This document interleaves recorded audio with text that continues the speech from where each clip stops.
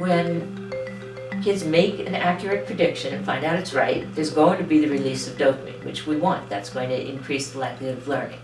Now, when is a child likely to make a prediction? And they're curious about something.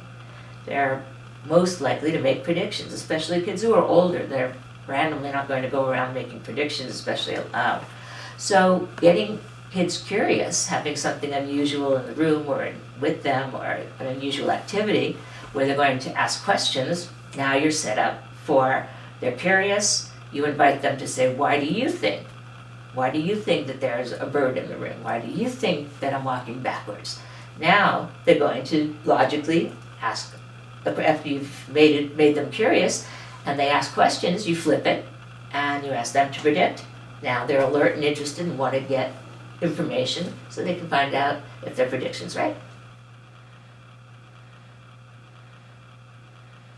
When the brain is going to focus attention and let in sensory information, and also be in the emotional state where it's receptive to receiving it and processing it in the higher brain, the brain appears through neuroimaging to benefit from certain preconditions.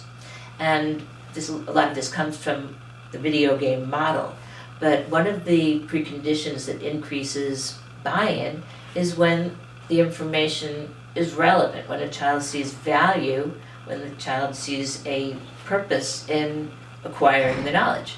So when the group work is based on a question or a solution that is of interest to the kids in the group, then they'll be motivated to be alert, to be attentive, to have their moods be collaborative. But without any evidence to them of why it's relevant, the group work won't seem valuable and you won't have the buy-in. So clearly stating and starting with questions that are important to the kids and going on with inquiry or project-based learning is going to promote a better outcome.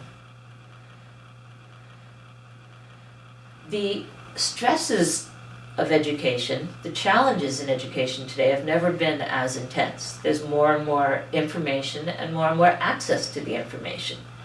And what's unfortunately happening in the United States and throughout the world is the response in education to the increased information is to put it into books, teach it, and test it. And that's become essentially impossible. The amount of information cannot be put into books that are any bigger.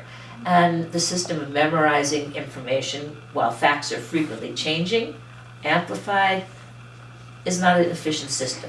The global marketplace, the global jobs and participation in democracy of the future is going to be based on kids who can interpret information, kids who can evaluate and be creative beyond what's here now, and who can adapt to changing facts. Well, through neuroimaging, we're finding out what parts of the brain are particularly active during judgment and analysis and creative cognitive switching and the ability to take information and transfer it to new tasks. And by promoting what appear to be the situations that cause those parts of the brain to do that activity, we're getting more insight into how to develop brains that will be ultimately successful in the 21st century.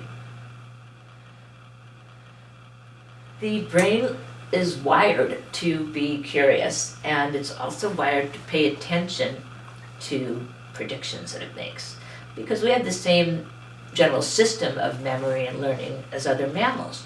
And it's important for a mammal, if they make a choice to chase after a rodent because it could be dinner, or a choice to follow a certain sound because it could be a mate, and that choice, which is a prediction, is right or wrong, it's important for the brain to retain that information.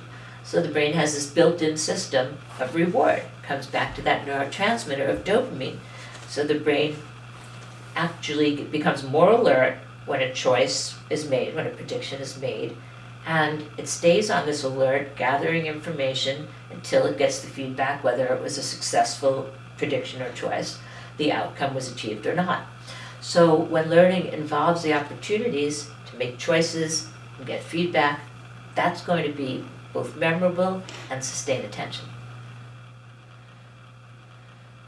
one of the most critical elements of learning and progress in learning is for kids to realize that their brains are plastic, that because of something called neuroplasticity, anybody, no matter what achievements they've made to date or how quickly they learn compared to their other peers, anybody's brain can change. You wake up with a new brain every morning, and the things that make your brain improve, let's say in kicking a soccer ball or being able to do multiplication, every brain will become better the more it activates the circuits that hold that information.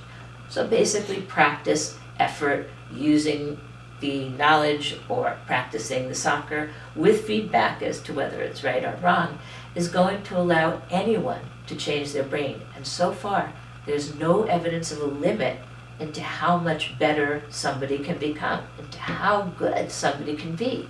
And that's in the hands not of genetics, but of the individual. Practice can make the brain change, and everybody, no matter what, can change their brain.